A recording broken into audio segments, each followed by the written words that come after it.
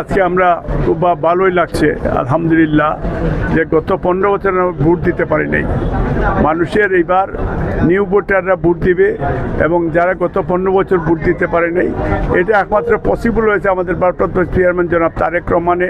দেশের বাইরের থেকে উনি নেতৃত্ব দিয়েছেন গত 15 বছর। এই দেশের মানুষে আমাদের নেত্রীও জেল কেটেছেন এবং এই দেশের মানুষের জন্য গণতান্ত্রিক অধিকার ফিরিয়ে আনার জন্য সাম্য, মানবিক মর্যাদা, সামাজিক ন্যায় বিচার সুপ্রতিষ্ঠার লড়াই করেছেন এবং এই দেশের কোমলমতি ছাত্রছাত্রীরা জীবন দিয়েছে দেশের জন্য।